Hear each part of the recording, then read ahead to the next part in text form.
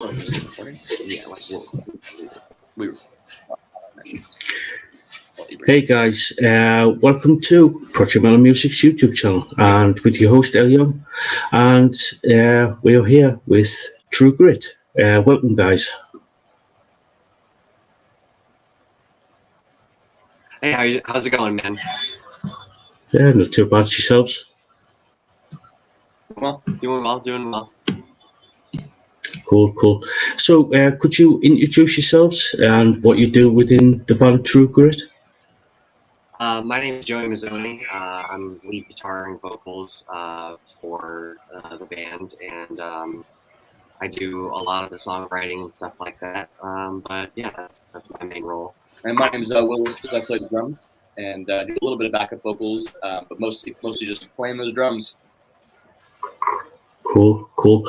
Yeah, so let's dive into some questions. As kids, what were you listening to? Personally, as a kid, I grew up on a lot of the like the soul music of like the 60s and 70s. So like a lot of Sam Cooke, the Temptations, that whole Motown era, but also a lot of the classic rock that we play in this band today, like Led Zeppelin and Jimi Hendrix and the Rolling Stones and such like that. Cool. And then I kind of got from my dad. I kind of got like the 60s and 70s, Beatles, Stones, Queen, Zeppelin, Pink Floyd, that kind of stuff. And then from mom, I got kind of the more like 80s, 90s, Guns N' Roses, Train, Matchbox 20. So kind of honestly kind of a 4-decade span between my two parents, and just a lot of really killer music and a lot of stuff that we play in this band. Cool, cool. So, who got you into music? Was it a family member, or a friend, or was it somebody completely different? I personally, I kind of got myself into music. I mean, for a long time, my dad was like harping on me to play an instrument. But when you're a kid, when you're being forced to do something, it's not something you really take too seriously or anything like that. And if anything, if you're being forced to be too passionate. But around 15 years old, I started to listen to this type of music, and well, actually a lot of emo music and stuff like that, which is surprising considering the arc of how different we are from when I started. But yeah, seeing those bands play and just being friends with that crowd of people, I thought it would be cool to pick up the guitar, and I picked it up at 15 and haven't put it down since. And then I expressed kind of interest in playing music when I was young, just kind of fooling around on my grandparents' piano, and so my parents put me in piano lessons. I took piano lessons from 8 to 18, so 10 years of piano lessons. And then right about the time I was 15 too, I started playing the drums, and then I've always loved rock music. Even when I was playing the piano, I gravitated toward playing stuff like Elton John, Billy Joel, as opposed to like classical music.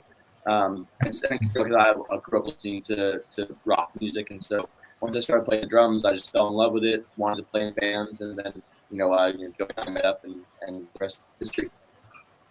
Cool, cool. So, who inspired you to become a musician? Was it a particular musician or a particular band, or was it a family member?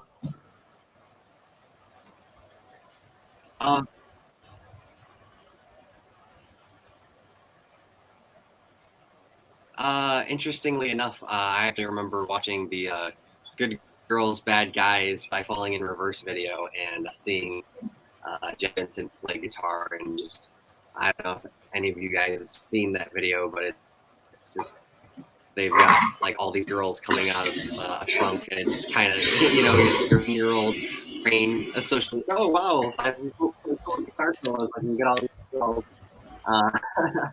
So that got me inspired into that. I started picking up the guitar, and I just thought it was a brilliant instrument, very expressive, and something that's cool. I mean, not to disrespect the other instruments, but when you tell people you play an oboe or something, they're like, oh, okay, whatever. But when you say, hey, I play guitar, or I play drums, and I'm in a rock band, it's a conversation starter. So A whole different thing. yeah, so that's what inspired me to get started. I mean, I got a similar story. My big band that inspired me when I was young is Glenn Bolt. You know, their drummer Jimmy Sullivan was just such an animal on the drums, and I loved their songwriting. I loved their lyrics. The drums were so crazy. The guitar solos were, you know, unbelievable. So that was definitely the band that kind of inspired me to, like, you know, pick up the sticks, play, practice for hours while I have blisters on my fingers, and just fall in love with really playing the hell out of the drums. Cool. Were you in any bands before starting True Grit? Yeah, I had like I've actually this is like my fifth band now, but you know, I started out with, you know, just a little punk group when I was 15 and, you know, playing like tiny little shows or the school battle of the bands and stuff like that. But I didn't like start playing professionally until I was in a band called the Mad Rabbits. But that band disbanded during COVID, and then I started True Grit, and yeah. And then I was in a band. We're based in Las Vegas, but I'm from Seattle, and I was in a band called Yet to Be in Seattle. We were together for about 4 years, did about 15 songs together, and that's kind of where I cut my teeth. You know, going to band practice and, you know, playing in a band, recording in the studio. We work with we're like a platinum producer now. He wasn't back then, but yeah, we just that was kind of where I got my first experience, and that's the only other band I've been in. But, you know, like I said, we were in that band for about 4 years, about 15 songs. We played shows in Seattle at like the El Zone, the place that Pearl Jam had their first show. We played at the Hard Rock Seattle, so that was my first experience playing in bands. Yeah, cool. So, what has True Grit been up to, especially since the inception of the band? Well, during the inception of the band, well, it was COVID, so Yeah, peak COVID. It was December of 2021, I think, or no, December of 2020. yeah, December of 2020. Yeah. So it was just full lockdown.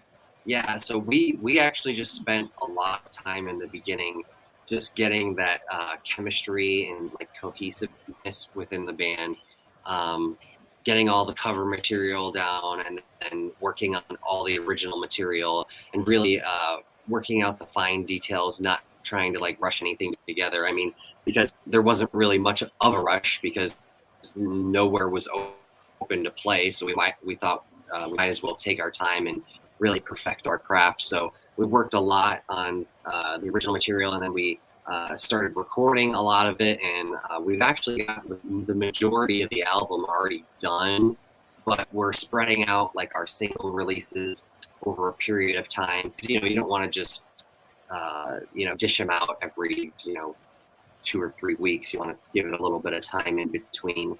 So it was a lot of recording and practicing, but now that things are opening back up and stuff like that, we're playing gigs again. We just played Bearded Lady Saloon March 5th. Then on April 7th, we are planning on playing the Foundation Room at House of Blues. And then there's a few other things that we have in the works. We're just trying to finalize the dates and get the details set up. We can't reveal too much just yet. Yeah, cool. We've got a question from a certain Dangerous Doug. He says, Joey, what gives you all that energy on stage? I would say that, like when you're on stage, I almost look at it like it's like Halloween. You dress up and you're a different character than you are normally. I would say, like in my normal day-to-day life, I mean, I'm not that very extroverted, but something comes about on stage, the adrenaline and the rush of being up there, and you want to put on a performance. I don't want to knock any other bands, but I see a lot of people just go up there and just kind of stand still and don't really put on a show. And this is show business, and the business side of it, playing your instrument and being a good musician, but you got to put on a performance, especially because we're here in Las Vegas and we're with the kind of the entertainment capital of the United States.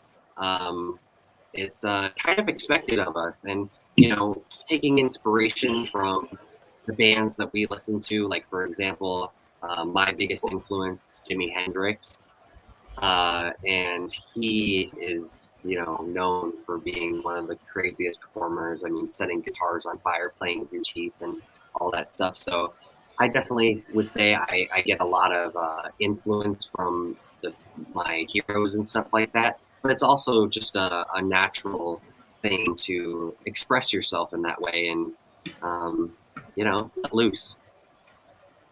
Cool. So you mentioned something about basically having basically the majority of the album that you're working on fully recorded. Could you tell us a little bit about that? Yeah, so the album is going to be between 10 to 12 tracks. We're deciding on the last two, whether or not we want to include them or not. But we have 6 songs recorded. It's the songs that we've been playing live and stuff like that. But these last 4 songs, some of them are more aimed toward event. They feature some instrumentation that might be a little hard to do on stage, like keys and horns and stuff like that. So we're definitely exploring different elements of our sound. But the 6 that we've got down are the ones that we can play at show and play the way that they're out there on the album and have a really good sound.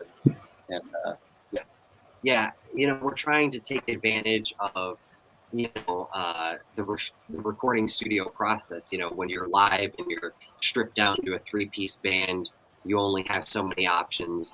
So we wanted to kind of explore the possibilities of the studio with these next couple of songs, layering in multiple guitars, like Will said, layering in other instruments, and really pushing the boundaries of what we can do creatively. Yeah, just having fun with the creative process and recording. Yeah.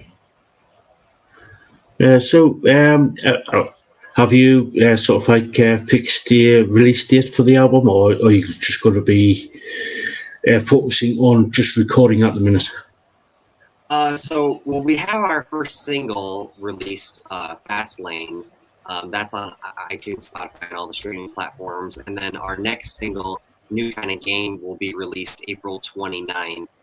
But as far as date for the album, we don't have a hard date for it. It's going to be sometime in the fall. Yeah. So just expect somewhere around October, November-ish. Cool. So when you get the album finished and done and produced and mixed and everything, would you be going out on tour with the album?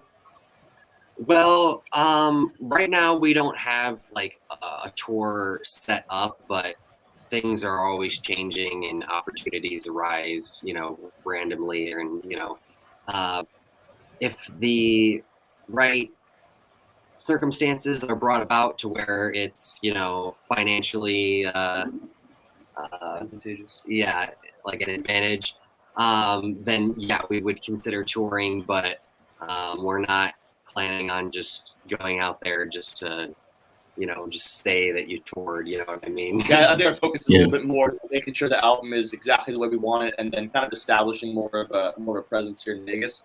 Because we kind of got together during COVID, we hadn't, we were playing together for months before we even were able to play a show. So I think we definitely want to try to play a lot of big venues here in Vegas, and then maybe take it on the road. Yeah.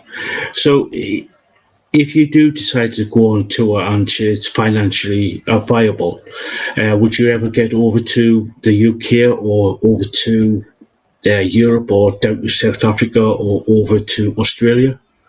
Absolutely. If the right opportunity presents itself, we have no restrictions on where we would go. I mean, we're open to any audience that's willing to listen to us and like us. So yeah, the UK and Europe and anywhere else on the globe is available. Cool. Doug has said, great live band, people. Great band. So yeah, he's got a big. He's giving you a big thumbs up here. Yeah. Doug is an awesome guy. He's part of RFL Records. He was actually the one that helped us connect this interview and some other interviews that we have lined up as well. So Cool. We're very appreciative to Doug, pounding the pavement for us. Yeah, Doug's a cool guy, really cool guy. So,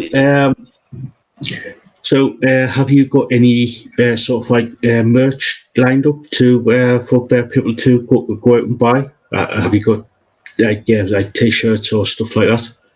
yes. So if you go to truegritband.com, or if you go to any of our social media pages at True Grit Band or True Grit Band Official on Facebook, we do have t-shirts, sweatshirts, stickers, guitar picks, the whole 9 yards.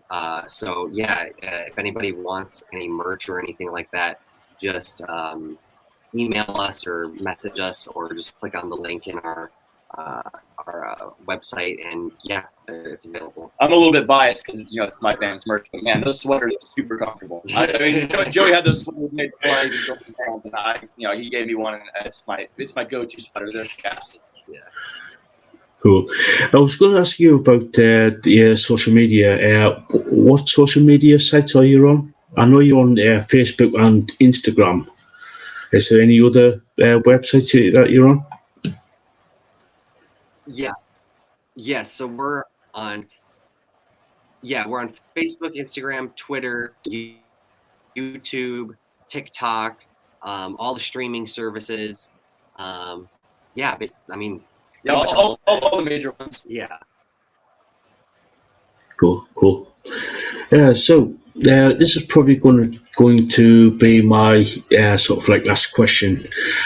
So, any advice for people who want to become a musician?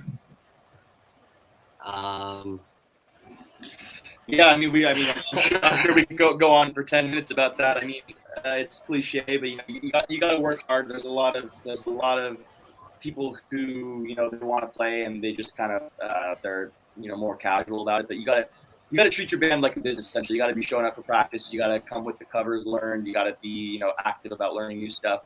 You got to set some money aside to go record. It's a full commitment. It's one of those things where you get out of it what you put into it. So like on top of really getting into your instrument, whatever your instrument is, you got to really find the people that inspire you, the people that are great, and emulate them. Learn from them. I think there's a lot of people that just kind of get their instrument. They kind of want to play what they know.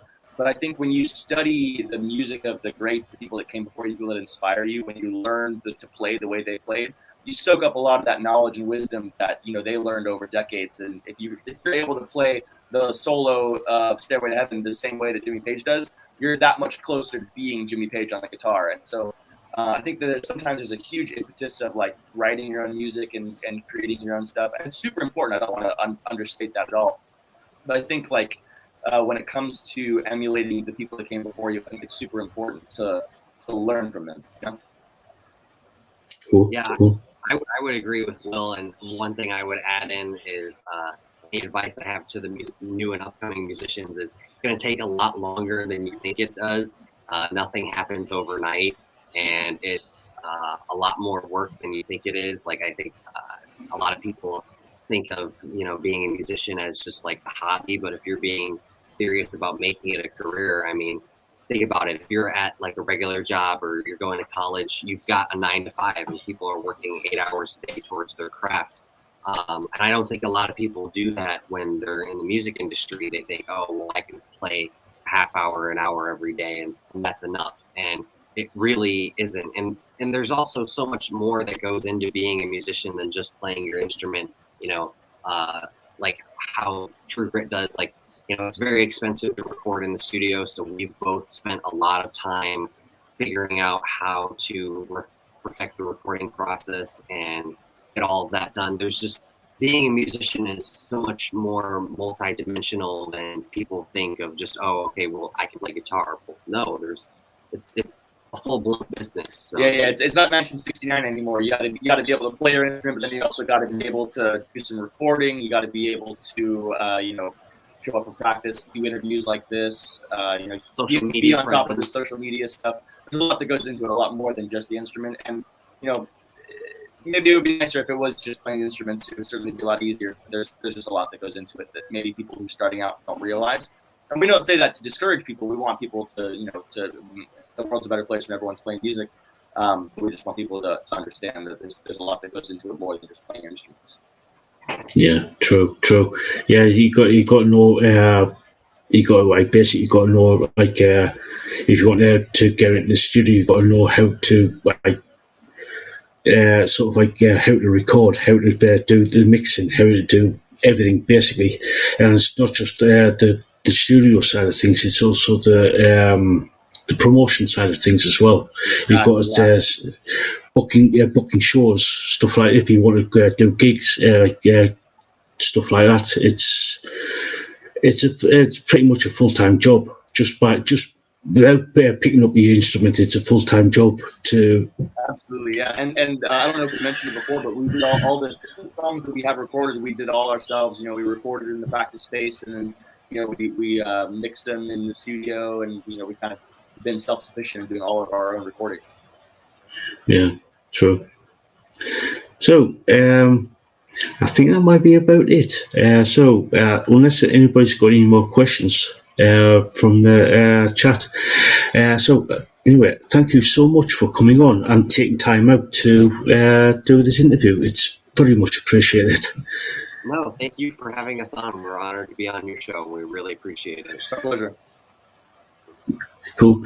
Yes, again, next when you get a bit more of the album done or finished, I'm more than happy to have you back on. More than happy to get back to have you back on. Awesome. So yeah, we do. One got a question from Kimberly. It says, "Who does your recording?" Like I mentioned, we do it all ourselves. We record in the practice stage, and then we take all the tracks over to I have a recording studio out in Henderson, and we do all the mixing and producing out there. Oh, cool. So yeah. Also, if there's anybody watching that needs some help locally in Las Vegas and needs a studio to record at, and needs a mixing and mastering engineer, or audio engineer, and a producer, Bill does have his own studio that he has here in Las Vegas, and he does a great job. He's, we're a rock and roll and blues band, but Will is very diverse in his recording processes. Like he was just recording a folk artist. He produces his own EDM music. Obviously, we're rock and roll and blues. He's versed in metal music. I mean, there really isn't a genre that this guy can't record. So. Cool. Anyway, like I said, thank you guys for coming on. It's been an absolute pleasure talking to you guys. Thank you so much for coming on.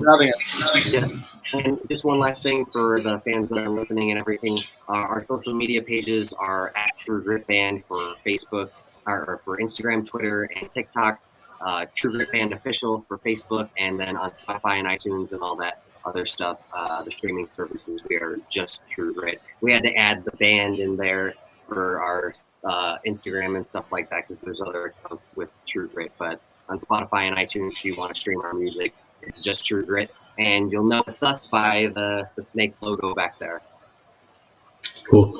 Yeah, go check them out, guys. They are a great band. So so check them out. So thank you guys for coming on.